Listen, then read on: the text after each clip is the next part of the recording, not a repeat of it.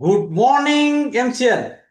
मैं आज का होस्ट डॉक्टर आशीष शुक्ले आप सभी का इस revolution to make India great again episode 157 में स्वागत करता हूं। साथियों, आज का हमारा ये वेबिनार एक टेलीविजन प्रसारण की तरह है जिसमें आप मुझे देख और सुन सकते हैं, लेकिन मैं आपको देख या सुन नहीं सकता। आप सभी से अनुरोध है कि कृपया आप अपना इंटरनेट कनेक्शन चेक कर लीजिएगा। साथ में एक नोटपैड और पेन लेना मत भूलिएगा, क्योंकि इस वेबिनार के दौरान कुछ महत्वपूर्ण बातें आपको दिखाई सिखाई और बताई जाएंगी, तो कृपया इसे नोट डाउन कर लीजिएगा। साथ में एक पानी की बोतल लेना मत भूलिएगा। साथियों, आप सभी को पता है कि आने वाले 2 दिनों बाद हम इस महानतम भारत राष्ट्र का स्वतंत्रता दिन मनाने वाले हैं। और इस महानतम दिवस की कुछ पंक्तियों द्वारा मैं आपको अग्रिम शुभकामनाएं देना चाहता हूं। चाह नहीं मैं सुरबालों के गहने में गुथा जाऊं, चाह नहीं प्रेमी माला में विद प्यारी के ललचाऊं, चाह नहीं सम्राटों के शव पर हे हरि डाला जाऊं, चाह नहीं किसी के सिर चढ़ू भाग्य पर इठलाऊं, मुझे तोड़ लेना वनमाली उस पथ में फे देना तुम फेंक, मातृभूमि पर शीश चढ़ाने जिस जत पर जावे वीर अनेक। जी हाँ दोस्तों, जिस पथ पर अनेक वीर शहीद हुए, उसी पथ पर हमें फेंक देना, यानी वनमाली को हम आह्वान करते हैं कि उसी पथ पर और हमें गर्व है कि यह पथ हमने चुन लिया है। ये एमसीएल की विचारधारा है। इस विचारधारा को ही अपनाते हुए हम इस भारतवर्ष को विश्व की सबसे महत्वपूर्ण और विश्व की नंबर 1 अर्थव्यवस्था जल्द ही बनाएंगे। तो दोस्तों, अब हम आगे बढ़ते हैं इस वेबिनार के अगले चरण की ओर। और इस वेबिनार की शुरुआत करते हैं इस प्रोजेक्ट वीडियो के साथ।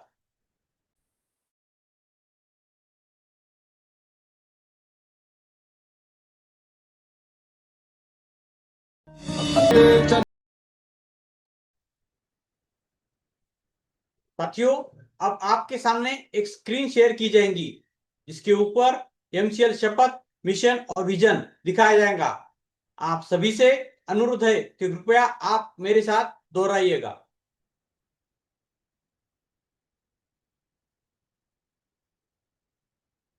एमसीएल के लिए शपथ। मैं डॉक्टर आशीष पवन राव उगले मिरार क्लीन फिल्म्स लिमिटेड का सदस्य हूं और अपने पूरे होशो हवास में हमारे संगठन के मिशन और विजन को हासिल करने में इसे सफलता दिलाने की शपथ लेता हूं। मैं एमसीएल के प्रत्येक सदस्य के साथ अपने परिवार के सदस्य की तरह व्यवहार करूंगा और एमसीएल में कभी भी किसी भी सदस्य के साथ उसकी जाति, धर्म, नस्ल, लिंग, संप्रदाय, बोली, शैली, मत और सामाजिक, आर्थिक तथा सांस्कृतिक अक्षमता के आधार पर भेदभाव नहीं करूंगा। मैं संगठन के मिशन को हासिल करने के लिए कड़ी मेहनत करूंगा और अपने संगठन को समृद्ध बनाऊंगा। मैं वादा करता हूं कि संगठन की संस्कृति की रक्षा करने के लिए सभी कर्तव्यों एवं जिम्मेदारियों को पूरी अखंडता, योग्यता और समर्पण के साथ पूरा करूंगा। मैं हमेशा एमसीएल के प्रमुख मूल्यों, नीति संहिता और आचार संहिता का पालन करूंगा और उसके खिलाफ किसी भी तरह के गलत आचरण के लिए हर कार्रवाई के लिए तैयार रहूंगा। मैं न्यायोचित आदेशों का पूरी ईमानदारी के साथ पालन करने और काम में किसी भी तरह की चुनौती का सामना करने के लिए तैयार रहने का वादा करता हूं। विजन 2030 तक भारत को ईंधन के क्षेत्र में आत्मनिर्भर बनाना। लक्ष्य, एमसीएल एक ऐसी मूल्य श्रृंखला विकसित करने के लिए प्रतिबद्ध है जो ऊर्जा, पर्यावरण और आम लोगों को सशक्त बनाने के लिए समर्पित है। बुनियादी मूल्य, नवाचार, कुछ नया करना है तो पुराने तौर तरीके से काम करना बंद करें। पर्यावरणवाद, अगर पर्यावरण के हित में सोचना कोई सिद्धांत है तो इससे बेहतर सिद्धांत दूसरा नहीं हो सकता। देशभक्ति, ये केवल भावना की बात नहीं बल्कि अपने देशवासियों की सेवा करने की योग्यता की बात है।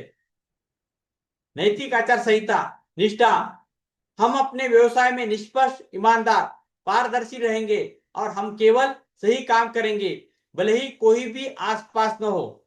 जिम्मेदारी, हमें जो काम सौंपा गया है उसके लिए हम 100% उत्तरदायी होंगे। साथ ही हम अपने ग्राहक, कर्मचारी, सदस्य, पूर्तिकार और समुदाय सहित सभी हितधारकों के प्रति उत्तरदायी होंगे। अनुराग, हम हर कार्य को मन लगाकर पूरे ध्यान के साथ करेंगे ताकि हमारे उत्पादन, हमारे नवीनीकरण, हमारे परिचालन और व्यवसाय के काम में सबसे ऊंचा मानदंड और गुणवत्ता का पालन हो सके। आदर, अपने सभी हितधारकों के प्रति हम हमेशा विनम्र और भरोसेमंद बने रहेंगे ताकि अपनी हर चरण में अपनी प्रगति कर सके। मानवता, हम अपने व्यवहार से यह दिखलाएंगे कि हमारा एक ही धर्म है, मानवता की सेवा।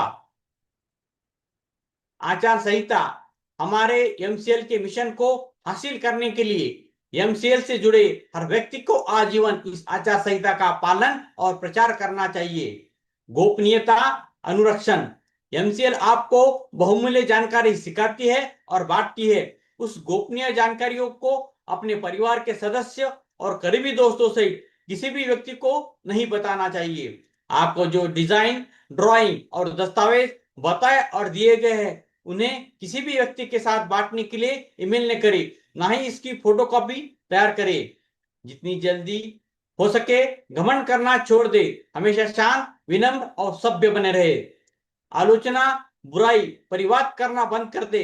एमसीएल समुदाय में किसी भी व्यक्ति के बारे में बुरी बात न करे। एमसीएल के हितधारकों के बीच हर तरह के आर्थिक व्यवहार को लेकर हमेशा पारदर्शी बन रहे। याद रखें कि हमेशा धनराशि आपके द्वारा किए गए कष्ट की प्रतिफल होगी। किसी भी प्रकार के प्रतिस्पर्धी कारोबार, एमएलएम, धर्म या राजनीति को बढ़ाने वाली बातों की हमारे समुदाय में बिल्कुल भी अनुमति नहीं है। समय निष्ठा सफलता की कुंजी है। एमसीएल समुदाय द्वारा बुलाए गए हर बैठक के लिए सभी को समय पर उपस्थित रहना चाहिए। ज्येष्ठ और वरिष्ठ जनों के लिए आज्ञाकारी रहे। समुदाय के साथी सदस्यों, कनिष्ठों और महिला की सुरक्षा करें। आपके साथ हर व्यक्ति को सुरक्षित महसूस होना चाहिए। वास्तविक और निष्ठावान प्रशंसा करें। हमेशा अपने आसपास के लोगों को उनके सकारात्मक गुणों की अन्वेषणा के माध्यम से प्रेरित करें और उन गुणों के बारे में सार्वजनिक रूप से प्रचार करें। समुदाय के साथी सदस्यों पर नजर रखें। यदि आपको कोई सदस्य नियमों का उल्लंघन करता हुआ नजर आता है तो कृपया इसे लिखित रूप से प्रशासन की जानकारी में लाने से नहीं हिचकिचाएं। उल्लंघन करने वालों को सख्ती से दंडित, निलंबित और निष्कासित किया जाएगा। आज का थॉट ऑफ द डे है, प्रकृति का दोहन नहीं, संरक्षण ही सच्ची स्वतंत्रता है। संसाधनों को सहेजना ही भविष्य की सुरक्षा है। तो दोस्तों, इसी भविष्य को सुरक्षित करने के लिए हम एमसीएल की विचारधारा से जुड़े हुए हैं और आजीवन इस जो शपथ हमने आज ली है इसका पालन करने का यहाँ पर हम संकल्प लेते हैं। अब मैं इस मंच पर ऐसे एक व्यक्तित्व को बुलाना चाहता हूं कि जिन्होंने अपनी शिक्षा एचएससी यानी 12 की पूरी की है और वो सामाजिक कार्यों में रुचि रखती है और इसी रुचि के कारण वो एमसीएल की इस विचारधारा से, कंपनी से जुड़ी हुई है। So let's welcome all the way from Katni state Madhya Pradesh से miss Priyanka Vishwakarma ma'am. Over to you ma'am.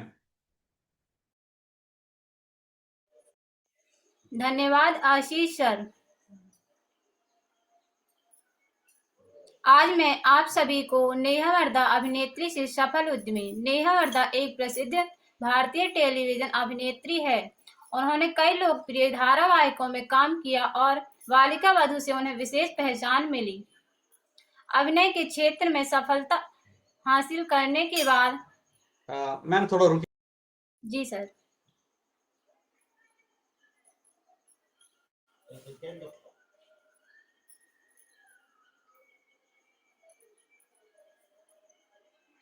Okay, start कीजिए। जी सर। धन्यवाद आशीष सर। आज मैं आप सभी को नेहा वर्दा अभिनेत्री से सफल उद्यमी। नेहा वर्दा एक प्रसिद्ध भारतीय टेलीविजन अभिनेत्री है। उन्होंने कई लोकप्रिय धारावाहिकों में काम किया और बालिका वधू से उन्हें विशेष पहचान मिली। अभिनय के क्षेत्र में सफलता हासिल करने के बाद उन्होंने बिजनेस की दुनिया में कदम रखा और एक नई पहचान बनाई। मां बनने के बाद नेहा ने व्यक्तिगत देखभाल से जुड़ी एक समस्या का अनुभव किया। उन्होंने महसूस किया कि मां उन्होंने महसूस किया कि अंडर आर्म से जुड़ी दुर्गंध जैसी समस्या बहुत से लोगों के लिए सामान्य लेकिन परेशान करने वाली समस्या है। उन्होंने इस समस्या का बेहतर समाधान खोजने के बारे में सोचा। नेहा ने समस्या को केवल परेशानी मानकर छोड़ने की बजाय उसमें एक अवसर देखा। उनके मन में विचार आया कि ऐसा प्रोडक्ट बनाया जाए जो लोगों की इस समस्या का आसान और प्रभावी समाधान दे सके। इसी सोच ने आगे चलकर फिटको के बिजनेस आइडिया को जन्म दिया। फिटको एक पर्सनल केयर ब्रांड है जो मुख्य रूप से अंडर आर्म केयर और ऑर्डर कंट्रोल से जुड़ा प्रोडक्ट पर ध्यान देता है। इसका उद्देश्य लोगों को रोजमर्रा की पर्सनल केयर जरूरतों के लिए उपयोगी और सुविधाजनक समाधान उपलब्ध कराना है। नेहा ने अपने परिवार के सहयोग से इस बिजनेस की शुरुआत की। अभिनय के अलावा बिजनेस उनके लिए एक नया क्षेत्र था। उन्होंने product development, marketing, customer business management जैसी कई चीजें सीखनी पड़ी। उन्होंने सीखते हुए अपने बिजनेस को आगे बढ़ाया। अपने बिजनेस को बड़े मंच पर प्रस्तुत करने के बाद नेहा ने शॉर्ट टक इंडिया में अपने बिजनेस आइडिया को सामने रखा। उन्होंने प्रोडक्ट बिजनेस मॉडल और अपने विजन के बारे में बताया। इस मंच ने उनके बिजनेस को नई पहचान और लोगों तक पहुंचने का अवसर दिया। एक व्यक्तिगत समस्या से शुरू हुआ छोटा सा विचार धीरे धीरे बिजनेस अपॉर्चुनिटी में बदल गया। नेहा ने अपने अनुभव, मेहनत और कॉन्फिडेंस का उपयोग करके फिटको को आगे बढ़ाने का प्रयास किया। उनकी जर्नी दिखाती है कि सही सोच से एक छोटा विचार भी बड़ा रूप ले सकता है। नया बिजनेस शुरू करना कभी आसान नहीं होता। नेहा को एक नए क्षेत्र में सीखने, प्रोडक्ट मार्केट तक पहुंचाने और कस्टमर का विश्वास जीतने जैसी चुनौतियों का सामना करना पड़ा, लेकिन उन्होंने चुनौतियों से सीखते हुए लगातार आगे बढ़ने का प्रयास किया। नेहा की कहानी हमें जीवन और बिजनेस की कई महत्वपूर्ण बातें सिखाती हैं। समस्या पहचानना, समाधान खोजना, शुरुआत करना, सीखते रहना, मेहनत करना, कभी हार न माने। सबसे जरूरी बात यह है कि अपने विचार पर विश्वास रखें और वास्तविकता में बदलने के लिए लगातार प्रयास करें। प्रेरणादायक संदेश: समस्या को रुकावट नहीं, अवसर समझिए, विश्वास रखें, सीखते रहें, मेहनत करते रहें और अपने विचार को सफलता की दिशा में आगे बढ़ाएं।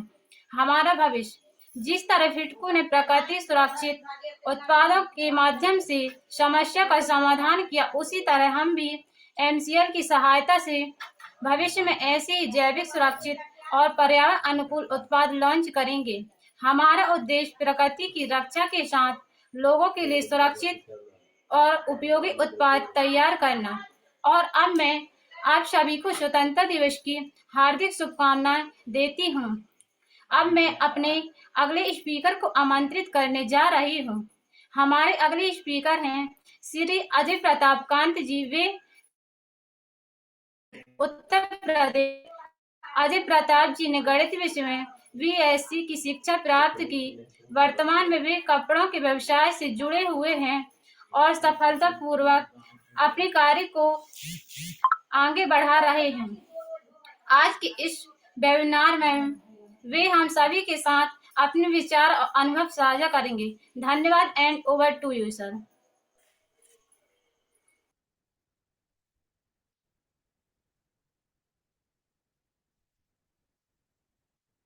हमारा बहुत अच्छा सा परिचय देने के लिए बहुत बहुत धन्यवाद मैडम। साथियों नमस्कार। आज का महत्वपूर्ण विषय है जिस पे मैं चर्चा करने जा रहा हूँ, पर्यावरण प्रदूषण। इस संसार में वायु, जल और ध्वनि जैसे तत्वों का पृथ्वी पर संतुलन महत्वपूर्ण है। यदि इनका संतुलन बिगड़ जाता है तो पर्यावरण में असंतुलन बढ़ जाता है और यही पर्यावरण प्रदूषण का प्रमुख कारण होता है। इस संतुलन से मानव, वन्य जीवों, फसलों तथा पेड़ पौधों पर प्रतिकूल प्रभाव पड़ता है। इसके अलावा हमारे द्वारा फेंके गए कूड़े कचरे का भी प्रभाव पर्यावरण पर पड़ता है। इसलिए हम कह सकते हैं कि प्रदूषण एक ऐसा अवांछित परिवर्तन होता है जिससे मानवों और अन्य जीवों पर बुरा असर पड़ता है और पर्यावरण की प्राकृतिक गुणवत्ता उपयोगिता को भी नष्ट करता है। ये प्रमुख रूप से 4 तरह से होता है, जिसमें सबसे पहला है जल प्रदूषण।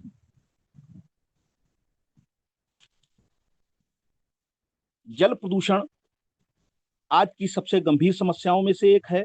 जब हानिकारक रसायन, कचरा, प्लास्टिक और गंदगी नदियों, तालाबों और झीलों में मिल जाते हैं तो पानी दूषित हो जाता है। इससे न केवल जलीय जीवों का जीवन संकट में पड़ता है, बल्कि मनुष्यों के लिए भी स्वास्थ्य का खतरा बन जाता है। उद्योगों और घरों से निकलने वाला गंदा पानी बिना शुद्ध किए नदियों में डाल दिया जाता है, जिससे जल की गुणवत्ता घटती जा रही है। पीने योग्य पानी की भी कमी का कारण बन सकता है। अब आते हैं वायु प्रदूषण।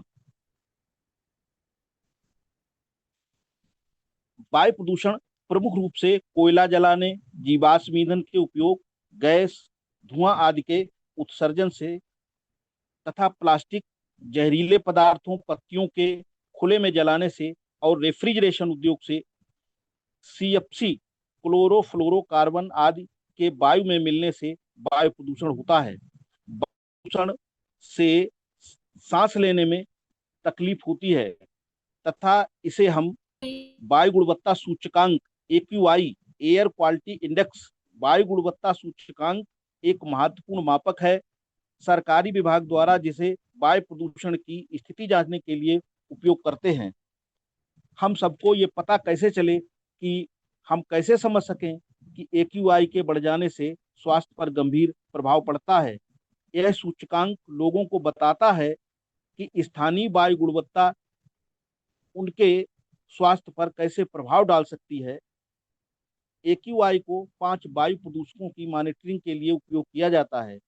ग्राउंड लेवल ओजोन, कण प्रदूषण, carbon monoxide, sulphur dioxide, nitrogen dioxide. जब ये ज्यादा मात्रा में मिल जाते हैं तो स्वास्थ्य के लिए बहुत ही हानिकारक होता है, जिससे अस्थमा और फेफड़ा कैंसर जैसी समस्याएं उत्पन्न होती हैं। अब हम आते हैं मृदा प्रदूषण। मृदा प्रदूषण का अर्थ है मिट्टी का हानिकारक पदार्थों से दूषित होना। मृदा हमारे जीवन का आधार है। रासायनिक खाद, कीटनाशक और प्लास्टिक कचरा आदि मिट्टी को प्रदूषित करते हैं। मृदा प्रदूषण से मिट्टी की उर्वरता घट जाती है और फसलों का उत्पादन घट जाता है। इससे पौधों की वृद्धि भी प्रभावित होती है तथा भोजन की गुणवत्ता भी खराब होती है। यह प्रदूषण जल स्रोतों को भी प्रभावित करता है तथा उपजाऊ भूमि को बंजर बना देता है। इसके बाद हम आते हैं ध्वनि प्रदूषण।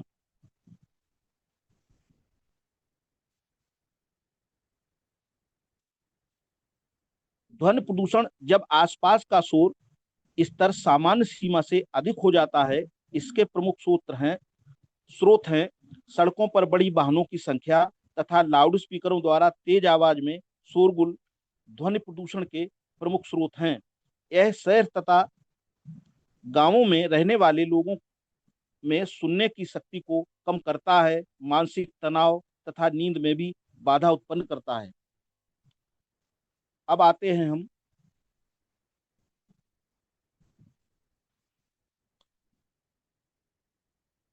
इनसे बचाव कैसे करें। तो सबसे पहले हम जल प्रदूषण से कैसे बचाव करें। अगर हम थोड़ी सी सावधानी और सतर्कता रखें तो इससे बचा जा सकता है। जैसे कारखानों तथा गंदे नालों के पानी को शुद्ध करके नदियों में छोड़ा जाए, प्लास्टिक और कूड़ा कचरा पानी में न डाला जाए, जैविक खाद तथा प्राकृतिक कीटनाशकों का उपयोग किया जाए, वर्षा का जल संचयन तथा जल संरक्षण पर ध्यान दिया जाए। अब आते हैं वायु प्रदूषण से हम कैसे बचें।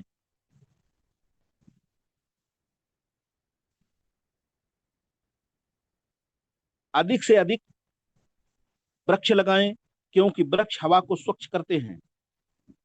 सौर ऊर्जा जैसे नवीनीकरण ऊर्जा स्रोतों का प्रयोग करें। घर में हवा को शुद्ध करने वाले पौधे जैसे तुलसी, मनी प्लांट, स्नेक प्लांट आदि लगाएं। कोयला तथा जीवाश्म ईंधन का प्रयोग कम से कम करें। अब आते हैं मृदा प्रदूषण से कैसे बचाव करें। जैविक खाद का उपयोग तथा प्राकृतिक कीटनाशकों का प्रयोग करना चाहिए। प्लास्टिक और रासायनिक कचरे को मिट्टी में फेंकने से बचना चाहिए। घर पर कंपोस्ट तैयार करनी चाहिए, जिसका प्रयोग मिट्टी की उर्वरा शक्ति को भी बढ़ाता है। कूड़े कचरे का सही निपटान सुनिश्चित करना चाहिए। अब ध्वनि प्रदूषण से हम बचाव कैसे करें। साथियों, सबसे पहले ध्वनि प्रदूषण उत्पन्न करने वाले साधनों पर नियंत्रण करना चाहिए। कारखानों में ध्वनि उत्पन्न करने वाले संयंत्रों में साइलेंसर का प्रयोग करना चाहिए। अधिक से अधिक पौधों को लगाना चाहिए। औद्योगिक क्षेत्रों को आबादी से दूर रखना चाहिए। सार्वजनिक स्थलों में जैसे मेला, सभाओं आदि में लाउड स्पीकरों का प्रयोग बंद करना चाहिए। साथियों, इसका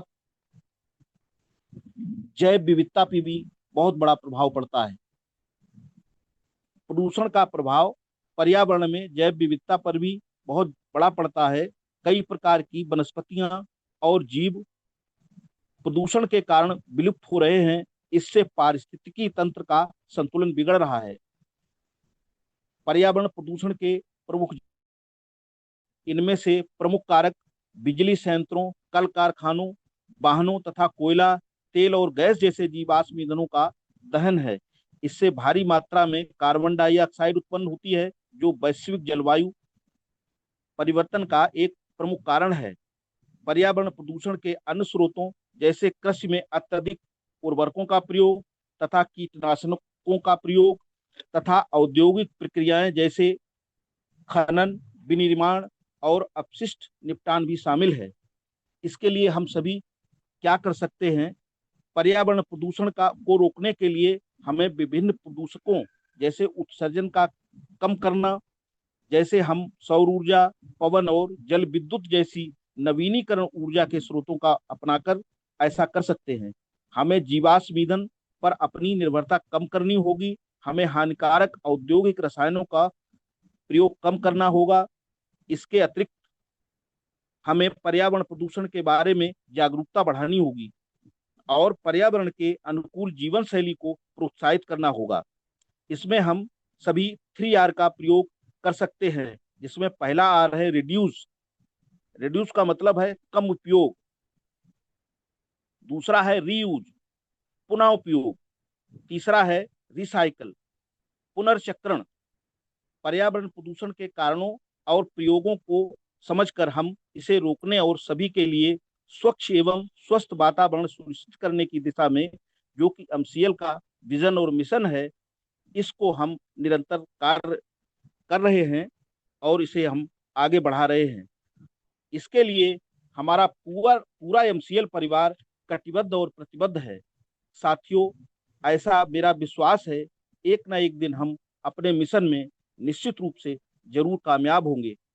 संपूर्ण विश्व पर्यावरण प्रदूषण का सामना कर रहा है, विशेष रूप से भारत सबसे ज्यादा। अगर इस पर सुनियोजित विशेष ध्यान न दिया गया तो हम सभी को गंभीर परिणामों का सामना करना पड़ सकता है। साथियों, कल 15 अगस्त है।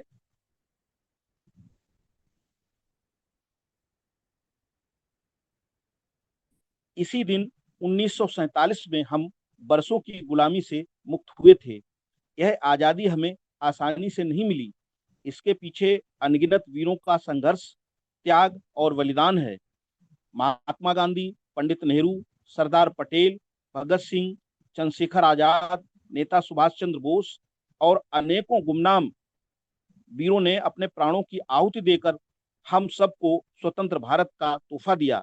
आज हम आजाद हवा में सांस ले पा रहे हैं, स्वतंत्र विचार रख पा रहे हैं, शिक्षा पा रहे हैं। यह सब उनकी कुर्बानी की वजह से हुआ है। लेकिन हमें यह भी याद रखना चाहिए कि स्वतंत्रता सिर्फ हमारा अधिकार नहीं, हमारी जिम्मेदारी भी है। हमारा कर्तव्य है कि हम एक अच्छे नागरिक बनकर देश की एकता, भाईचारा और प्रगति में योगदान दें। भ्रष्टाचार, अशिक्षा, गरीबी और भेदभाव जैसी बुराइयों को मिटाकर समाप्त करें, ताकि आने वाली पीढ़ियों को हम एक विकसित और सशक्त भारत दे सकें। आइए हम एमसीएल परिवार इस पवित्र अवसर पर संकल्प लें कि हम ईमानदारी, मेहनत और एकता के साथ अपने देश को ऊंचाइयों तक ले जाएंगे। साथियों, कुछ लाइनें प्रस्तुत हैं। आजादी की कभी शाम न होने देंगे, शहीदों की कुर्बानी बदनाम न होने देंगे। आजादी की कभी शाम न होने देंगे, शहीदों की कुर्बानी बदनाम न होने देंगे। बची हुई है जो एक भी बूंद की खून की, भारत माँ का आंचल बदनाम न होने देंगे। जमी पर घर बनाया है मगर जन्नत में रहते हैं, हमारी खुश नसीबी है कि हम भारत में रहते हैं।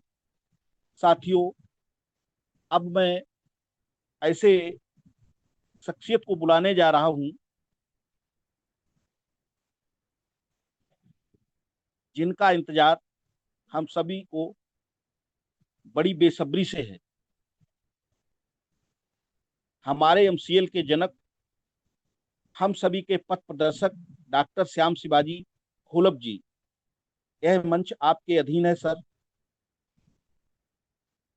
Over to you sir. धन्यवाद।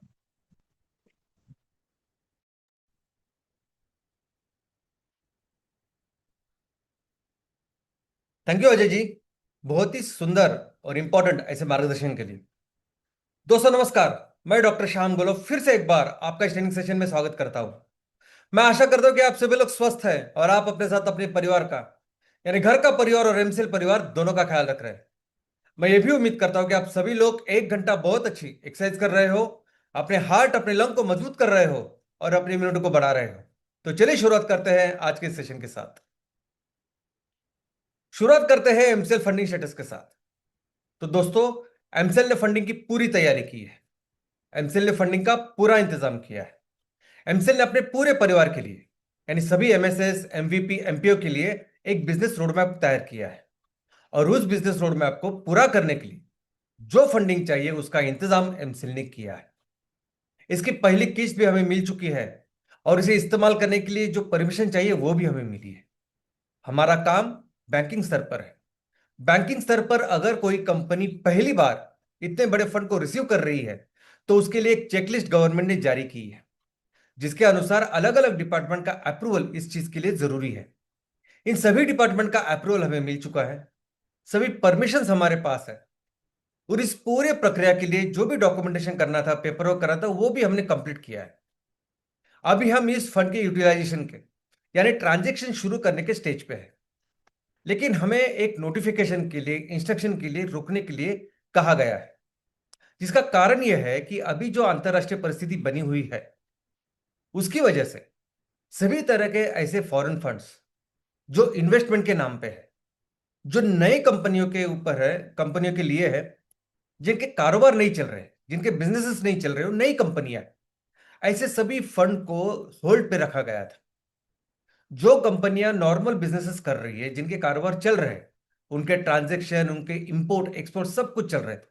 नई कंपनी के बारे में ये रेस्ट्रिक्शन था और अभी गवर्नमेंट एक नोटिफिकेशन के द्वारा इस रेस्ट्रिक्शन को रिलैक्स कर रही है। बस उसी नोटिफिकेशन की हम राह देख रहे हैं। एक बार ये नोटिफिकेशन आने के बाद हम अपने ट्रांजेक्शन की शुरुआत कर सकते हैं। आज हमारे काम का स्टेटस यह है कि अभी ये नोटिफिकेशन पूरी तरह से तैयार है, ये कभी भी जारी हो सकता है ऐसी परिस्थिति में। लेकिन आज जो सेंट्रल गवर्नमेंट डिपार्टमेंट की परिस्थिति है, कई सारे ऐसे काम हैं कि जिसकी वजह से ऑलमोस्ट गवर्नमेंट के सभी काम ये पेंडिंग चल रहे हैं। लेकिन आने वाले सप्ताह में ये डेफिनेटली ये नोटिफिकेशन जारी होने वाला है और जैसे ये नोटिफिकेशन जारी हो जाएगा वैसे हम ऐसे पोजीशन में हैं कि हम इमीडिएटली ट्रांजिशन की शुरुआत कर सकते हैं। यानी अभी कोई प्रोसेस, प्रक्रिया करनी नहीं है, तो हमने पूरी की है। और ये जो पूरी प्रोसेसिंग हमने की है, ये पूरी जो प्रोसेस प्रक्रिया हमारे फंडिंग के बारे में हुई है, ये हमारे फंडिंग के पूरे अमाउंट, पूरे राशि के लिए हुई है। यानी ये पहली और आखिरी बार है। यानी एक बार इस ट्रांजैक्शन की शुरुआत हो गई तो उसके बाद आने वाले सभी ट्रांचेस ये स्मूथ और एफिशिएंट रहेंगे, बिना किसी प्रोसेस के होंगे। हमें तो सिर्फ हर ट्रांच के बाद उसका यूटिलाइजेशन रिपोर्ट गवर्नमेंट को और बैंक को सबमिट करना है। हमारी इन्वेस्टर की टीम अच्छी तरह से इस फंड के डिस्ट्रीब्यूशन यूटिलाइजेशन को कंट्रोल करने वाली है, ताकि वो ये सुनिश्चित कर सके कि हर रुपए को हम सही दिशा में सही पर्पज के लिए इस्तेमाल कर रहे हैं। और यही वो यूटिलाइजेशन रिपोर्ट तैयार करके गवर्नमेंट को टाइम टू टाइम सबमिट करने वाली है। अभी ये जो फंड है, इस फंड के साथ हम अपने सभी जो लेजिटिमेट लायबिलिटीज है उसको पूरा करेंगे।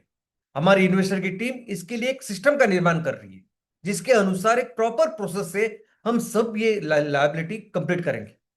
लेकिन उससे भी महत्वपूर्ण होगा कि हम सब मिलके, जैसे ही इस ट्रांजेक्शन की शुरुआत होगी, हम सभी यानी एमसीएल के सभी उद्योजक और इन्वेस्टर की टीम, हम सभी मिलके अपने बिजनेस के ऊपर ध्यान देंगे और ये देखेंगे कि जल्दी से जल्दी हम अपने बिजनेस रोडमैप को पूरा करें।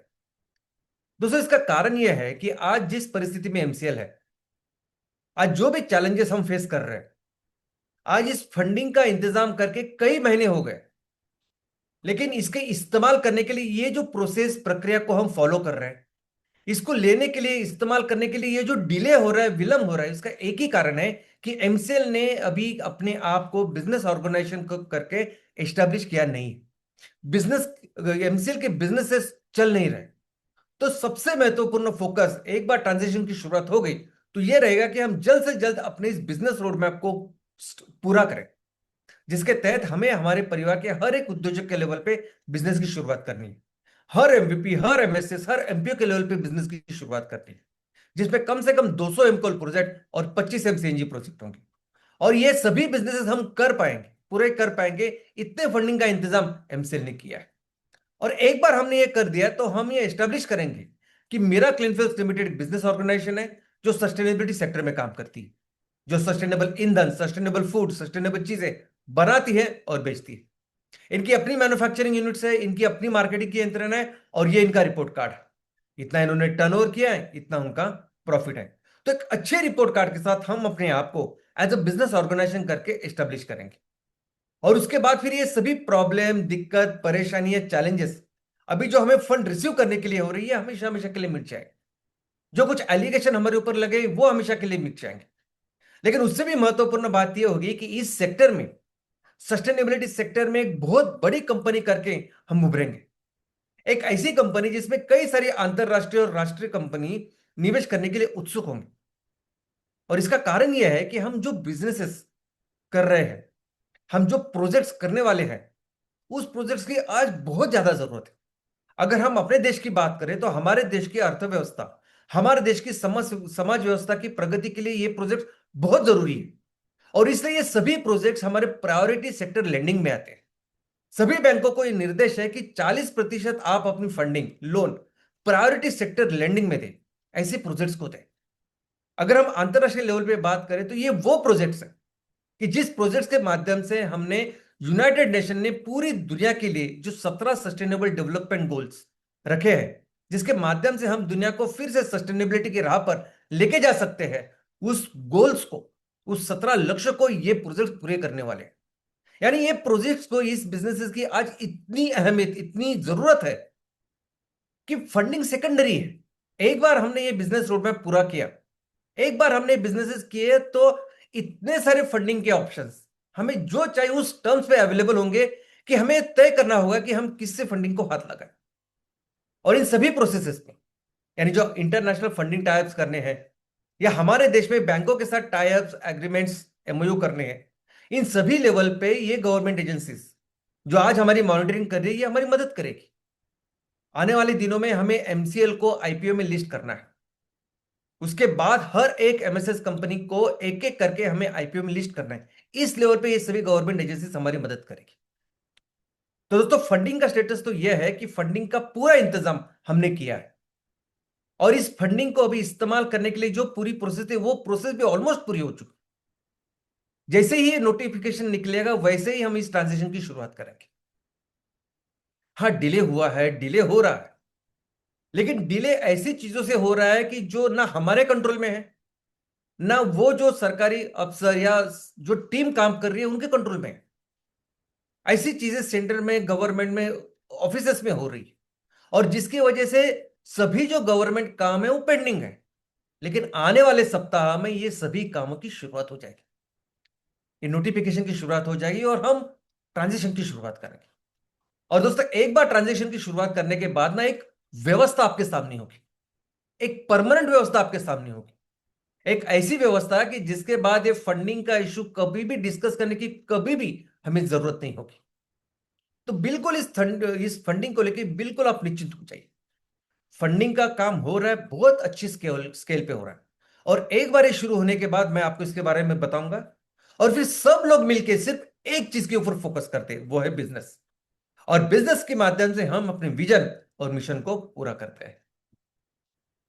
दोस्तों, आप सभी को हमारे स्वतंत्रता दिन की बहुत बहुत शुभकामनाएं। दोस्तों, हम सभी बहुत भाग्यशाली हैं कि हम दुनिया के सबसे महान देश में पैदा हुए हैं। हमारा देश दुनिया का सबसे अमीर देश है। हमारे देश में जितनी साधन संपत्ति है, जितने रिसोर्सेस है, उतने रिसोर्सेस, उतनी साधन संपत्ति हमारे देश से 3 गुना 5 गुना बड़े ये अमेरिका, रशिया, चीन यहां भी नहीं है। सिर्फ जरूरत है कि हम इस साधन संपत्ति को डेवलप करें तो हम दुनिया की सबसे बड़ी अर्थव्यवस्था बनने वाले हैं, और वही काम हम करने वाले हैं। एमसेल वही काम करेगी दोस्तों। लेकिन आज जिस संकट में पूरी दुनिया है, ये क्लाइमेट चेंज का संकट है, जो अस्थिरता आज पूरी दुनिया इंटरनेशनल लेवल पे बनी हुई है, ऐसे संकट से इस दुनिया को निकालने के लिए बहुत जरूरी है कि भारत फिर से दुनिया का नेतृत्व करे। भारत वो देश है कि जिन्हें हमेशा, जब से इस सभ्यता की शुरुआत हुई है, इस सिविलाइजेशन की शुरुआत हुई है, हमेशा उसने दुनिया का नेतृत्व किया है। हर विषय में भारत ने दुनिया को सही राह दिखाई। बात सिर्फ वस्तुओं की या चीजों की नहीं है, बात आचार और विचारों की है। भारत वो देश है कि जिसने हमेशा दुनिया को सही आचार और सही विचार, सही संस्कार दिए हैं।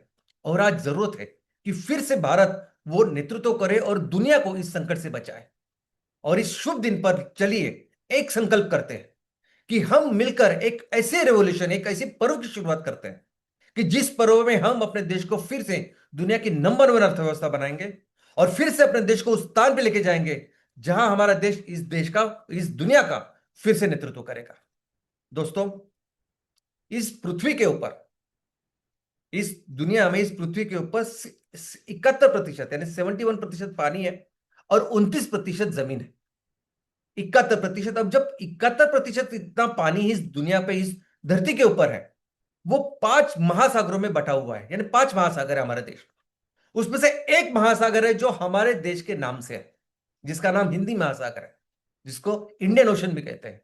दुनिया में एकमेव ऐसा देश है कि जिसके नाम से महासागर है। दुनिया में सिर्फ 5 महासागरों में से एक महासागर अगर हमारे देश के नाम पे है, तो आप सोचिए कि हमारा देश कितना महान है। और ये ऐसे नहीं हुआ, इसके पीछे बहुत बड़ी कहानी, इसके पीछे बहुत बड़ा इतिहास है। जब इसके बारे में जब हम पढ़ते हैं, समझते हैं, तो समझ में आता है हम कितने महान देश में पैदा हुए हैं। और जमीन भी जो है 29%, यानी ये पृथ्वी के सरफेस के ऊपर 29% सरफेस के ऊपर जमीन है।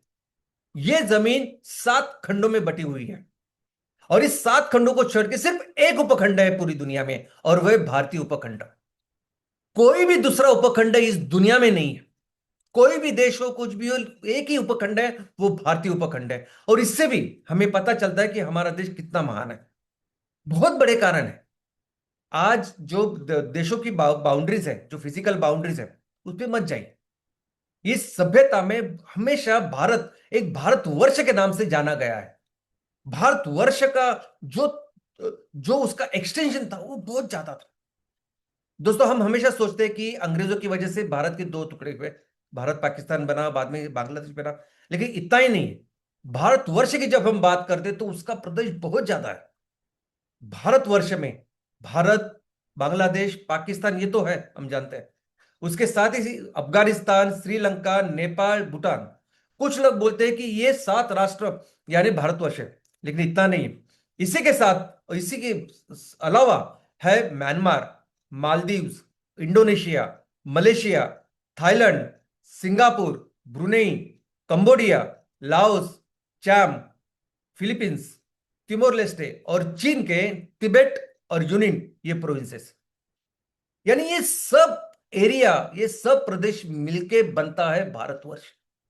आज अगर आप इस प्रदेशों की पढ़ाई करेंगे, इसके इनके बारे में जो किताबें वो पढ़ेंगे या इन प्रदेशों में जाएंगे, इनको देखेंगे, तो आपको पता चलेगा कि वहां उस संस्कृति के ऊपर कितना कितना इफेक्टिव ऐसे भारत संस्कृति का उसमें पगड़ा है।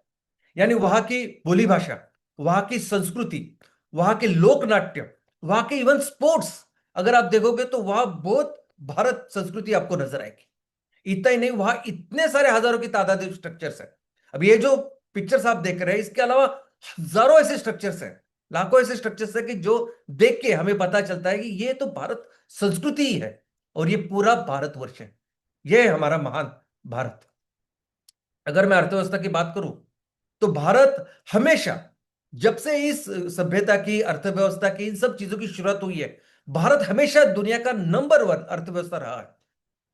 यानी कुछ लोग कहते हैं कि जो ये सभ्यता है जो 5000 सालों से है, या सॉरी अर्थव्यवस्था 5000 सालों से, लेकिन ये पूरी सिविलाइजेशन आज 15000 सालों से है। और इन सभी हजारों सालों में हमेशा भारत दुनिया की सबसे बड़ी अर्थव्यवस्था रहा है। सिर्फ लास्ट हमने 200, 250 या मैक्सिमम 300 साल अगर उसमें से काट दिए तो पिछले सभी हजारों साल भारत दुनिया की सबसे बड़ी अर्थव्यवस्था था।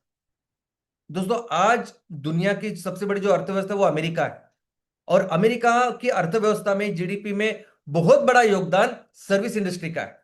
उस टाइम सर्विस इंडस्ट्री नहीं थी। भारत पूरी तरह से जो जीडीपी या पूरी दुनिया के लिए जो अर्थव्यवस्था का निर्माण करता था वो मैन्युफैक्चरिंग के ऊपर था। भारत दुनिया के लिए 30 से 35% इतनी जीडीपी बनाता था और पीक लेवल पे भारत ने दुनिया के लिए 40% तक मैन्युफैक्चरिंग की है, यानी जीडीपी का निर्माण किया है। मैन्युफैक्चरिंग का हब, यानी पूरी दुनिया में जहां भी बहुत बड़े बड़े जहाज जब बनाने होते थे, तब हमारे भारतीय कारीगर वहां जाते, चाहे वो अफ्रीका हो, यूरोप हो, वहां जाते और वहां वो जहाज बनाते। वस्त्र उद्योग हो, हर तरह का उद्योग भी भारत हमेशा दुनिया की नंबर 1 अर्थव्यवस्था रहा। पूरी दुनिया के जो कॉस्मोपॉलिटन सिटीज थे, मैक्सिमम कॉस्मोपॉलिटन सिटीज हमारे देश में थे। अभी कॉस्मोपॉलिटन सिटी का मतलब क्या है? यानी ये वो शहर होता है कि जिस शहर में अलग अलग देश में रहने वाले लोग, अलग अलग भाषा बोलने वाले लोग उस सिटी में रहते हैं। तो भारत में इतने सारे ऐसे शहर थे, बड़े बड़े शहर थे, जो आज के तारीख में जैसे न्यूयॉर्क है, लंदन है, दिल्ली है, मुंबई है, कि जहां अलग अलग भाषा बोलने वाले लोग, अलग अलग देश से आने वाले लोग रहते हैं, उस तरह से सिटीज, उस तरह से शहरें हमने हमारे देश में उस टाइम थे। मैक्सिमम दुनिया के जितने भी कॉस्मोपॉलिटन शहर थे, मैक्सिमम शहर ये हमारे देश में थे, और जिसकी कारण था हमारे अर्थव्यवस्था और हमारा ज्ञान। दोस्तों, यही कारण था कि दुनिया के हर देश भारत के साथ व्यापार या व्यवहार करना चाहता था, भारत के साथ व्यापार करके अपनी आर्थिक सामाजिक प्रगति करना चाहता था। इनफैक्ट यूरोपियन देशों में तो उनके अंतर्गत स्पर्धा थी, कंपटीशन था कि भारत के साथ कैसे बिजनेस करें। इसलिए हम देखते हैं कि हमारे देश में डच हो, पोर्चुगीज हो, फ्रेंच हो, और ऑफकोर्स अंग्रेज, ये सब लोग आए और उन्होंने कोशिश की। अंग्रेजों की अगर मैं बात करूं तो अंग्रेजों ने जो कंपनी बनाई, ईस्ट इंडिया कंपनी, वो कंपनी का उद्देश्य था कि भारत के साथ कपड़ों का व्यापार करना। तो भारत के साथ कपड़ों का व्यापार करने के लिए ईस्ट इंडिया कंपनी का स्थापना हुई। और जब ये स्थापना हुई, जब ये अंग्रेज हमारे घर या हमारे इस देश में आए, उनकी परिस्थिति यानी उनकी जीडीपी बहुत कम थी। ये गरीब देशों में से एक देश था, लेकिन भारत के साथ वो बिजनेस करके, भारत में वो जो व्यापार था उसका फायदा करके अभी उन्होंने अपने देश को इतना डेवलप बनाया। हम देखते हैं कि गोवा में पोर्चुगीज या पौंडीचेरी में फ्रेंच, ये अब तक हमारे साथ यहां थे। अरब हमारे देश से मसालों का व्यापार पूरी दुनिया में करते थे। अरब लोगों के पास, अरब देशों के पास मानो मोनोपोली थी। भारत के पूरे मसाले वो लेते थे और पूरी दुनिया में उसका व्यवहार करते। तो इस तरह से भारत एक इतनी बड़ी अर्थव्यवस्था था कि हर देश उसके साथ व्यापार करना चाहता था। लेकिन व्यापार के साथ साथ, अर्थव्यवस्था के साथ साथ, भारत पूरी दुनिया के लिए ज्ञान का केंद्र भी था। पूरी दुनिया में जितने भी विश्वविद्यालय थे, मैक्सिमम विद्यालय अपने भारत में ही थे। उस विश्वविद्यालय के अगर आप ब्रांचेस, उसका स्पेशलाइजेशन, डिटेलिंग अगर आप देखोगे तो आप थक हो जाओगे। कि इतनी स्पेशलाइजेशन, इतनी ब्रांचेस आज भी विश्वविद्यालय में दिखती नहीं है जितनी उस टाइम थी। दुनिया के कोने से, ऑलमोस्ट हर देश से लोग हजारों किलोमीटर का सफर करके, सैकड़ों दिन का सफर करते भारत में सिर्फ पढ़ने के लिए आते थे। कई सारे लोग तो फिर पूरी जिंदगी यहां पढ़ते थे, रहते थे। इन सभी लोगों ने जो किताबें लिखी है, उस किताब जब हम पढ़ते हैं तो समझ में आता है कि भारत की संस्कृति, उसकी योग्यता क्या थी, वो नॉलेज क्या था। साइंस टेक्नोलॉजी की अगर बात करें, ज्ञान विज्ञान की, तो भारत ऐसी ऊंचाई पे था कि कोई दूसरा देश आसपास भी नहीं था। हमारी हमारी साइंस टेक्नोलॉजी इतनी प्रगत थी कि कोई आसपास भी नहीं होता। और आज देखिए कि आज के युग में हम एआई की बात करते हैं, रोबोटिक्स की बात करते हैं, लेकिन ऐसी लेवल पे हजारों साल पहले हमने ऐसी कुछ चीजें बनाई है कि जो आज भी साइंटिस्ट लोगों के समझ के बाहर है। उनको पता ही नहीं कि भारत ने ये किया कैसे।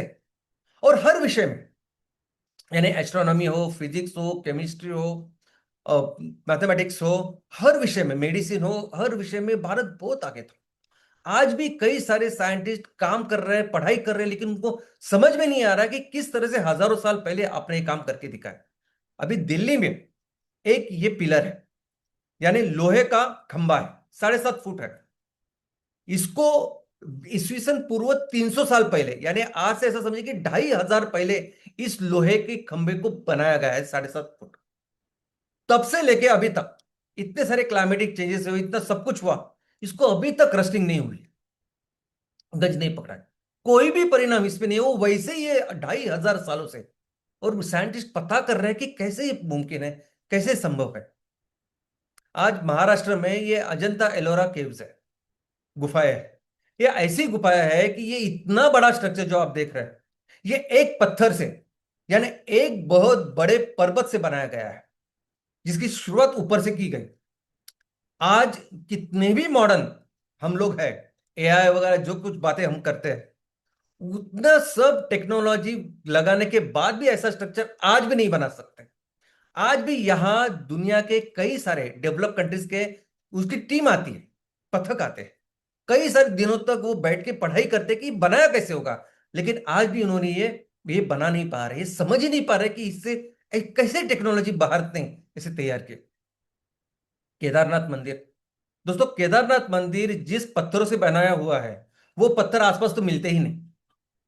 हजारों साल पहले बना हुआ यह मंदिर है। और इस जगह पे कितनी बाढ़ आती है, किस तरह से क्लाइमेटिक कंडीशन है, हम सभी जानते हैं। आजू बाजू की सभी परिस्थिति है, जो भी स्ट्रक्चर से वो ढह जाते हैं, लेकिन केदारनाथ मंदिर इतने हजारों सालों के बाद भी वैसे ही है। आज भी कई सारे लोग केदारनाथ मंदिर तो सिर्फ उसकी पढ़ाई करने के लिए आते हैं, उसकी वो टेक्नोलॉजी जानने के लिए, समझने के लिए आते हैं, लेकिन समझ में नहीं आता कि किस तरह से किया होगा इन्होंने सब कुछ। ताजमहल दिखने में बहुत खूबसूरत है। आप जब हम पिक्चर तो देखते हैं, लेकिन जब आप एक्चुअली उसको देखोगे, खूबसूरत तो है, लेकिन जिस तरीके से वो किया है सैकड़ों साल पहले, यानी आज भी इस तरह का स्ट्रक्चर नहीं बना सकते, मॉडर्न टेक्नोलॉजी के साथ नहीं बना सकते, तो हम ये अंदाजा कर सकते हैं कि किस लेवल की ऊंचाई भारत में थी। बिहार में सुल्तानपुर में 12 केव्स है, यानी एक ऐसी गुफा है जो बहुत बड़े चट्टाने में उन्होंने तैयार की है। सबसे पहले तो ये गुफा जो उन्होंने तैयार की है, वो करने के वक्त या उसके आजू बाजू कोई डैमेज आपको नहीं दिखेगा। और उस केव्स में, गुफा में जब आप जाओगे ना, तो उनकी जो वॉल्स है, जो दीवारें है, वो इतनी पॉलिश्ड है। यानी आज कोई भी यंत्र, मॉडर्न यंत्र लेके भी आप आज की तारीख में हम उस तरह के पॉलिश्ड वॉल्स नहीं तैयार कर सकते। इस तरह से उन्होंने तैयार किया है कि जब आप मंत्र का उच्चारण करते हो तो एक बहुत अलग ऑरा तैयार होता है। कितने सारे लोग सिर्फ पढ़ाई करने के लिए आते हैं कि ये बनाया कैसे होगा स्ट्रक्चर। बिहार में, पूरी दुनिया में भी सभी स्ट्रक्चर, अभी जो मैंने आपको दिखाया ना, ये थोड़े से एग्जांपल है। ये सभी स्ट्रक्चर यूनाइटेड नेशन के वर्ल्ड हेरिटेज लिस्ट में है। लेकिन सबसे ज्यादा कि लोगों को आज अचंभित, यानी साइंटिस्ट आज के मॉडर्न युग की मैं बात कर रहा हूं, कि आज भी इस स्ट्रक्चर को समझ ही नहीं पा रहे। यानी इतने हाई लेवल की, इतनी उस लेवल की हमारी साइंस और टेक्नोलॉजी थी। और यही कारण था कि दुनिया के सभी लोग भारत में सिर्फ और सिर्फ पढ़ने के लिए आते थे। और दोस्तों, भारत ने ये तो दिया है, लेकिन इसी के साथ साथ भारत ने पूरी दुनिया को एक सोच दी है, अच्छे विचार दिए, एक परंपरा दी है, एक संस्कृति दी है। संस्कृति दी है, विचार दिए कि ये पूरे जो पर्यावरण है, ये पूरी जो दुनिया है, ये एक परिवार है। ये प्रकृति हमारी माँ है, और इस प्रकृति में रहने वाले हर एक जीव इस परिवार का सदस्य है, और इसकी रक्षा करना, इसका केयर रखना, ये हमारी जिम्मेदारी है। भारत ने हमेशा प्रकृति की पूजा की है। हम आज भी देखते हैं कि हमारे देवी देवताएं आपको पहाड़ों में नजर आएंगे, नदी के किनारे नजर आएंगे। हर देवी देवताओं में आप पशु पक्षी पर्यावरण दिखोगे। इनफैक्ट आज भी कोई विधि हम करते हैं ना, तो 5 पेड़ के पत्ते के साथ वो विधि होती है, या 5 फलों के साथ वो विधि होती है। और ये पत्ते और फल अगर आप देखोगे तो ये बहुत बड़े वृक्ष के होते हैं। इसके पीछे इतने डीप थिंकिंग, इतना साइंस और इतना इंपॉर्टेंस है प्रकृति को लेके, कि आप जहां भी, जिस भी घर में रहो, तो अपने घर के आसपास में ये वृक्षों को आप लगाओ, इनको बढ़ाओ, और इस वृक्ष के माध्यम से आप प्रकृति का ख्याल रखो। तो दोस्तों, ये महान विचार है हमारे देश के, और ये देश है हमारा, महान देश है हमारा। और इसलिए अभी हमारा एक ही संकल्प है कि हमें अपने देश को फिर से दुनिया का सबसे महान देश बनाना है। अभी देखिए, हर हफ्ते, हर शुक्रवार मैं ये वेबिनार करता हूं, ये प्रेजेंटेशन करता हूं, और इस श्रृंखला का नाम ही है कि हमें अपने देश को फिर से दुनिया का महान देश बनाना है। Revolution to make India great again. दोस्तों, हमने एमसीएल की स्थापना एक उद्देश्य के साथ की है, और वो उद्देश्य है कि हमें मिलकर अपनी मां को, इस दुनिया को, इस ग्लोबल वार्मिंग, क्लाइमेट चेंज से बचाना है, और इस दुनिया को फिर से सस्टेनेबिलिटी के राह पर लेके जाना है। और उस चीज के लिए, वो काम करने के लिए, इस दुनिया को बचाने के लिए बहुत जरूरी है कि भारत फिर से इस दुनिया का नेतृत्व करे। हर दिशा में, हर विषय में भारत दुनिया को सही राह दिखाए। अभी देखिए, ऊर्जा ऊर्जा के पीछे पूरी दुनिया पागल है, जरूरत भी है। हर देश चाहता है, कोशिश करता है कि हम ऊर्जा में स्वयं पूर्ण बने। लेकिन कुछ देश ऐसे हैं कि जो इस ऊर्जा के माध्यम से पूरी दुनिया पे हुकूमत करना चाहते हैं, बाकी के देशों की जो इकोनॉमीज है उसको कंट्रोल करना चाहते हैं। ये, और ऊपर से ये वो ईंधन है, वो ऊर्जा है कि जो आज पूरी दुनिया को बर्बाद कर रही है, लेकिन उनको कुछ लेना देना है। उनको तो सिर्फ बहुत सारे पैसे कमाने हैं, और उनको इस ऊर्जा के माध्यम से दुनिया पे हुकूमत करनी है। और यही कारण है अब रशिया और यूक्रेन का युद्ध का। यही कारण है कि अमेरिका ने वेनेजुएला पे हमला किया था, और यहां ईरान के साथ भी युद्ध किया। और ऐसी परिस्थिति में एक जगह यह है, तो दूसरी तरफ रिन्यूएबल एनर्जी के ऊपर सबसे ज्यादा निवेश हो रहा है। यानी जितना खर्च हर साल अभी फॉसिल फ्यूल पे हो रहा है, डबल खर्च रिन्यूएबल एनर्जी पे हो रहा है। और रिन्यूएबल एनर्जी के नाम पे कहां पैसा डाला जा रहा है? तो सोलर के ऊपर, विंड के ऊपर, जो बिल्कुल सस्टेनेबल नहीं है। देखो, सस्टेनेबिलिटी का एक ही सोर्स है, और वो है खेती। जो भी हमें चाहिए ना, जो हर जरूरत पूरी हो सकती है खेती से, और ये खेती, ये सब चीजें हमारी जरूरतों को पूरा भी करेगी, और इस प्रकृति का ख्याल भी रखेगी। और यही संदेश, यही विचार भारत फिर से दुनिया को देगा। भारत फिर से अभी दुनिया को सही राह दिखाएगा कि अगर आपको सस्टेनेबल फ्यूल चाहिए ना, सस्टेनेबल ईंधन चाहिए, तो खेती करिए। खेती ही माध्यम है कि जिसके माध्यम से ये सस्टेनेबल फ्यूल निकलेगा, यानी क्या? बायोफ्यूल। और बायोफ्यूल में हमारे हर तरह के फ्यूल की, जो ईंधन की जो जरूरत है, वो पूरी करती है। अब विमान, जेट से लेके हर चूल्हे का फ्यूल, हर ईंधन की जरूरत हमारी खेती से तय हो सकती है, पूरी हो सकती है, बायोफ्यूल से पूरी हो सकती है। तो भारत दुनिया को यह संदेश देगा कि आप अपने देश में खेती कीजिए, जो भी आपको ऊर्जा की जरूरत है वो अपने देश में खेती करके करिए। लेकिन सच तो यह है कि पूरी दुनिया में जब इस बायोफ्यूल निर्मित करनी होगी, तो सबसे ज्यादा पोटेंशियल बायोफ्यूल तैयार करने का हमारे भारत देश में है। यानी सबसे ज्यादा बायोफ्यूल की निर्मित या निर्माण करके उसको पूरी दुनिया को पहुंचाने का, या पूरी दुनिया को सेंड करने का, पूरी दुनिया को बेचने का काम भी भारत करेगा। यानी एक तरफ वो दुनिया को सही राह भी दिखाएगा, और उस माध्यम से ज्यादा बिजनेस भी करेगा। और यही हर विषय में होने वाला है। देखिए, फॉसिल फ्यूल के बाद दूसरी इंडस्ट्री जो सबसे ज्यादा पोल्यूशन करती है, वो है कपड़ा इंडस्ट्री, वस्त्रोद्योग। अभी इसमें 80% से ज्यादा कपड़े जो बन रहे हैं पूरी दुनिया में वो तेल से बन रहे हैं। और यही कपड़े इस्तेमाल करने के बाद सबसे ज्यादा पोल्यूशन फॉसिल फ्यूल के बाद सबसे ज्यादा ये कपड़े कर रहे हैं। और अभी इस विषय विषय में भी भारत दुनिया को क्या राह दिखा गया कि आपको अगर कपड़ों की जरूरत है तो उसका सही सोर्स है कॉटन, खेती, यानी आप कॉटन के कपड़े, वूल के कपड़े करिए। और जब इस सही रास्ते पे दुनिया चलेगी तो दुनिया में सबसे ज्यादा कॉटन से वस्त्र या कपड़े तैयार करके उसको दुनिया को बेचने का सबसे ज्यादा पोटेंशियल अगर किसी देश के पास है तो भारत के पास। यानी इसी विषय में भी, चाहे वूल हो, कॉटन हो, इस सेक्टर में भी भारत दुनिया में सबसे ज्यादा बिजनेस करेगा।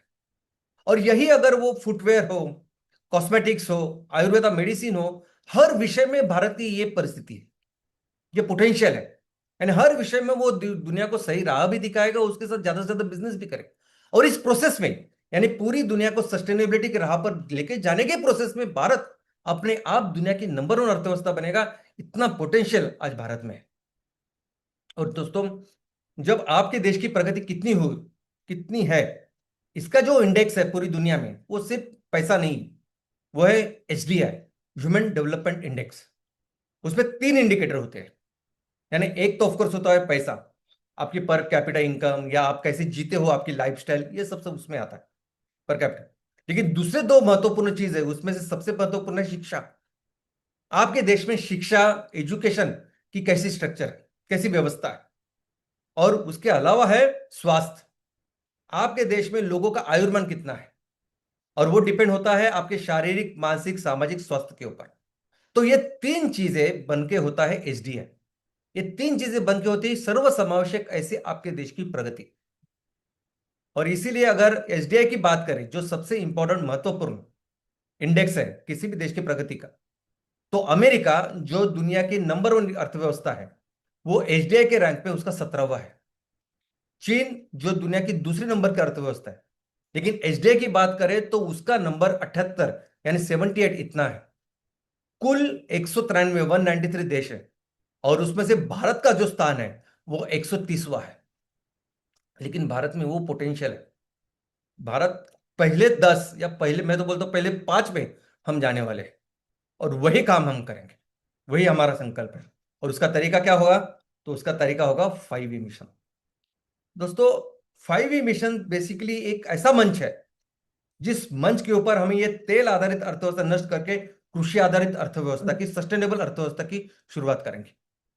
ज्यादा से ज्यादा कृषि आधारित चीजें तैयार करेंगे और बेचेंगे। और जो पोटेंशियल भारत का है वो अगर देखेंगे तो इस प्रोसेस में हम ज्यादा से ज्यादा चीजें तैयार करके बेचेंगे और दुनिया की सबसे बड़ी अर्थव्यवस्था बनाएंगे। लेकिन at the same time 5E mission वो मंच भी है कि जहां हम लोगों को ऑर्गेनाइज करेंगे, जहां लोग ऑर्गेनाइज होंगे और लोगों में वो विचार, वो परंपरा, वो संस्कृति को फिर से हम पुनर्स्थापित करेंगे। दोस्तों, ये जो हम सैटरडे सेशन कर रहे हैं, ये जो आने वाले दिनों में हर हफ्ते माँ की पूजा करनी है, हफ्ते में 1 घंटे 1 दिन, ये जो तरीके हैं, ये जो रिचुअल्स है, ये इसीलिए ताकि हम लोगों में वो विचार, वो परंपरा, वो संस्कृति को फिर से पुनर्स्थापित करें। और हमारे देश में संस्कृति है समता की, बंधुता की, प्रेम की, यानी एक दूसरे के प्रति आदर, एक दूसरे के प्रति रिस्पेक्ट और उसका ख्याल रखना, विश्व शांति, ये हमारे देश की पहचान है। और यही पहचान, यही मूल्य हमने पूरी दुनिया को दिया है। और वही हम फिर से इस अपने समाज में, अपने देश में इसकी शुरुआत करेंगे। और उसका तरीका होगा 5E मिशन। तो दोस्तों, आज इस मंगल दिन के ऊपर हम फिर से संकल्प लेते हैं कि हम मिलके एक ऐसे रिवोल्यूशन की, एक ऐसे पर्व की शुरुआत करेंगे जिस पर्व में हम अपने देश को फिर से दुनिया की नंबर 1 अर्थव्यवस्था बनाएंगे और फिर से अपने देश को उस स्थान पे लेके जाएंगे जहां हमारा देश इस दुनिया का नेतृत्व करेगा। आप सबको फिर से एक बार स्वतंत्रता दिन की बहुत बहुत शुभकामनाएं। प्लीज आप अपने सबका ख्याल रखिए। जय हिंद, जय MCL। धन्यवाद श्याम सर। आज अपने इस भारतवर्ष का स्वर्णिम इतिहास हमारे सामने चित्रित किया, और ऐसे आविष्कार विज्ञान के हमारे पुरखों ने किए हैं कि आज भी पूरी दुनिया अचंभित है। और जो कुछ भी महत्वपूर्ण स्थान वर्ल्ड हेरिटेज साइट में आज सम्मिलित है, उन सबकी भी जिम्मेदारी है। और आने वाले समय में इसी 5 मिशन जिसके बारे में आज अपने और हमेशा हमसे अवगत करते, तो इसी के ऊपर चलते हुए भारत को विश्व की सबसे बड़ी अर्थव्यवस्था जरूर बनाएंगे सर। हम सब आपके साथ है सर। मैं धन्यवाद देना चाहता हूँ प्रियंका मैम कि जिन्होंने नेहा मार्डा की एक सफलतापूर्वक जीवन कहानी हमें सुनाकर प्रेरणा दी। और मैं धन्यवाद देना चाहता हूँ अजय सर का कि जिन्होंने पर्यावरण प्रदूषण, जो हमारे एमसीएल के कोर वैल्यूज है, तो इससे मेल खाता हुआ विषय आज हमारे सामने रखकर पर्यावरण प्रदूषण के बारे में उन्होंने जागरूकता बढ़ाई। मैं धन्यवाद देना चाहता हूँ वेबिनार टीम में संतराम सर, प्रियेश सर, वर्षा मैम, प्राजक्ता मैम और आनंद सर का कि जिन्होंने इस वेबिनार को आज के सफलतापूर्वक बनाने की पूरी कोशिश की और सफलतापूर्वक बनाया भी। मैं उन्हें धन्यवाद देना चाहता हूं उन सभी महानुभावों का कि जो पर्दे के पीछे रहकर अपनी भूमिका बखूबी निभाते हुए इस कार्य को, इस एमसीएल के विचारों को आखिरी कोने तक पहुंचाकर उसे सफलता दिलाने की पुरजोर कोशिश कर रहे हैं। तो साथियों, आज के वेबिनार के आखिरी दौर में मैं बढ़ना चाहूंगा और मैं आज आपके सामने राष्ट्रकवि दिनकर इनकी कलम से लिखी हुई एक रचना प्रस्तुत करता हूं। जला अस्तिया बारी बारी चिटकाई जिनने चिंगारी, जला अस्तिया बारी बारी चिटकाई जिनमें चिंगारी, जो चढ़ गए पुण्य वेदी पर लिए बिना गर्दन का मोल, कलम आज उनकी जय बोल। जो अगणित लघु दीप हमारे तूफानों में एक किनारे, जल जलाकर बुझ गए किस दिन, मांगा नहीं स्नेह मुंह खोल, कलम आज उनकी जय बोल। पीकर जिनकी लाल शिखाए उगल रही सो लपट दिशाए, जिनकी सिंहनाथ से सहमी धरती रही अभी तक डोल, कलम आज उनकी जय बोल। अंधा चकाचौंध का मारा, अंधा चकाचौंध का मारा, क्या जाने इतिहास बेचारा, साकी है उनकी महिमा के सूर्य चंद्र भूगोल और खगोल, कलम आज उनकी जय बोल। जी हाँ दोस्तों, राष्ट्रकवि दिनकर जी ने इस प्रस्तुति के द्वारा जिन लोगों ने हमारे राष्ट्र को निर्माण करने के लिए अपना योगदान दिया, उनके प्रति अपनी कलम इस कविता द्वारा समर्पित की है। तो इसी विचार के साथ, इसी सोच के साथ आज का ये वेबिनार यहीं पे समाप्त होता है, ऐसी मैं घोषणा करता हूं। धन्यवाद आप सभी का।